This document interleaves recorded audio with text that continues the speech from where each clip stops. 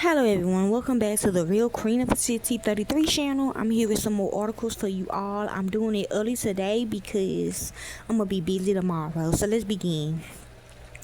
We'll be learning about the Fugitive Slave Act of 1850. Okay, so basically y'all, if you are holding on to a slave right now, we as the government can come and get them. Okay, thank you. Okay, yes, if we ask for this slave, you gotta give it to us. Okay, yes.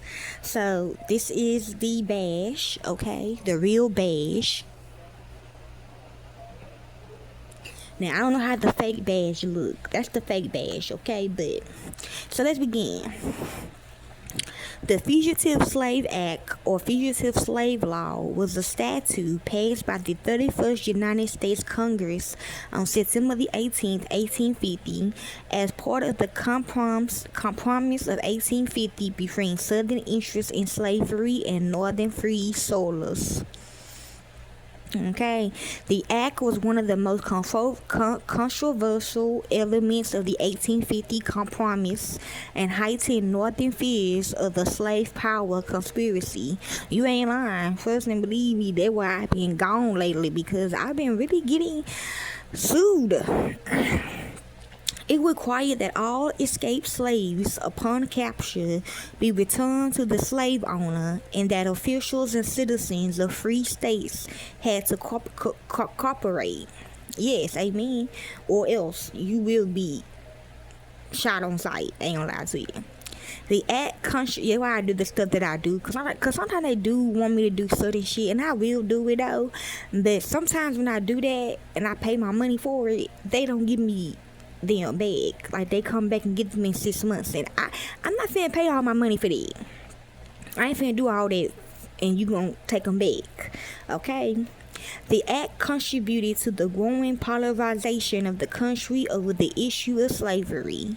It was one of the factors that led to the founding of the Republican Party and the start of the American Civil War.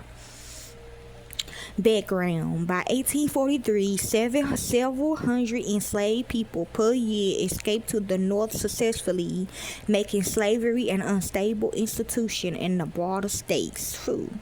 The earlier Fugitive Slave Act of 1793 was a federal law that was written with the intent to enforce Article 4, Section 2, Clause 3 of the United States Constitution, which required the return of escaped slaves.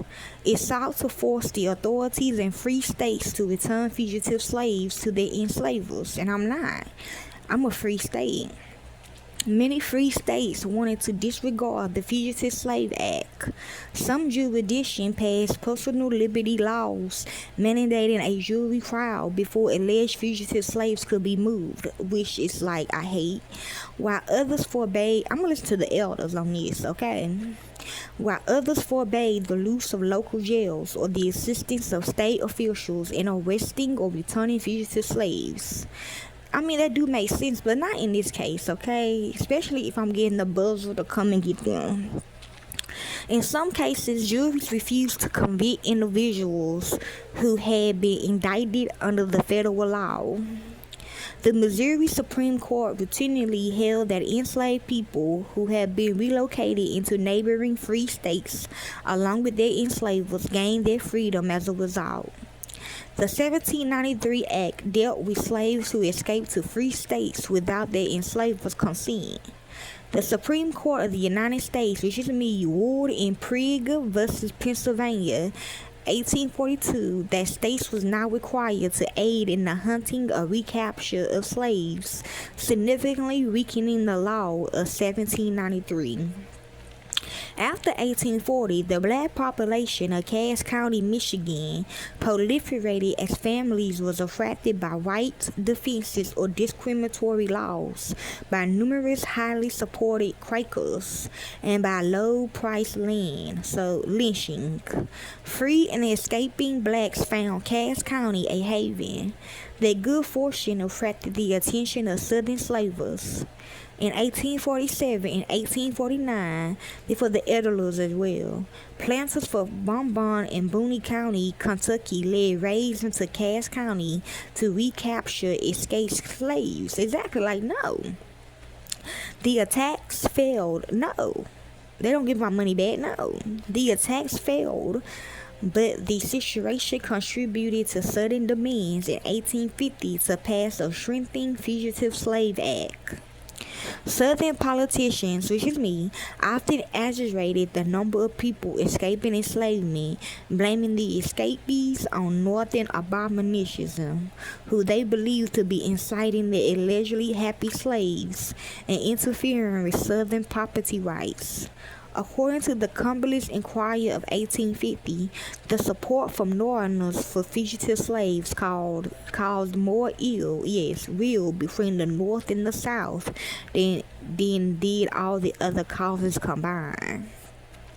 So this is a new law. Both, okay. In response to the weakening of the original Fugitive Slave Act, Democratic Senator James N. Mason of Virginia drafted the Fugitive Slave Act. So, fake copy. He changed the copy. It's not the real paper though. It's not the real act. Okay, but he did make a copy and he did change certain stuff on the copy. Okay. Slave Act of 1850 would penalize officials who did not arrest fugitive slaves and made them liable to a fine of $1,000, equating to $38,700 in 2025. Law enforcement officials everywhere were required to arrest suspected escaped slaves. I done seen it happen on as little as claiming sworn testimony of ownership, especially black women. Habeas corpus were declared irrelevant. Dead people. The commissioners before whom they still would do it though. The commissioners before whom the alleged fugitive slaves were brought for a hearing, no jury was permitted, and the alleged slaves could not testify if they were dead, were compensated $10, equating to $390 in 2025. If the subject were proven to be a fugitive at only $5, equating to $190 in 2025, if you determine the proof to be insignificant. In addition, any person aiding a fugitive by providing food or shelter was subject to as long as 6 months of imprisonment and a fine as high as $1,000. Well, I paid more than that. I paid $60,000 for somebody in Pennsylvania. Okay. Officers who captured fugitive slaves was entitled to bonuses or promotions for their work. Enslavers needed only to supply an affidavit to a federal, which I do have, I always give it to them, to a federal marshal to capture a fugitive from slavery. Since the suspected enslaved person was not liable for a trial, which is me, the law resulted in the kidnapping and conscription of free blacks into slavery. As purported fugitive slaves had no right in court and could not defend themselves against accusations. Okay. So, repeal of the act. Okay. In the early stages of the American Civil War, right now, the Union had no established policy on people escaping from slavery. Many enslaved people left their plantations heading for Union lines. Still in the early stages of the war, so like chicken plants, okay? So be careful if you work at a chicken plant. Fugitives from slavery was often returned by Union forces to their enslavers. General Benjamin Butler and some other Union generals, however, refused to recapture fugitives under the law because the Union and the Confederacy was at war. Yes, he confiscated enslaved people as contraband or war, so they is a drug, and set them free. So the FBI, yes, a drug. Okay? Don't shake me, my daughter. With the justification that the loss of labor will also damage the Confederacy. Lincoln allowed Butler to continue his policy, but countermanded border directives issued by other Union commanders that freed all enslaved people and places under their control. In August 1861, the U.S. Congress enacted the Confiscation Act of 1861, amen, which barred enslavers from re-enslaving captured fugitives who was forced to aid or abet the incarceration. Now, if they want to stay, they can stay.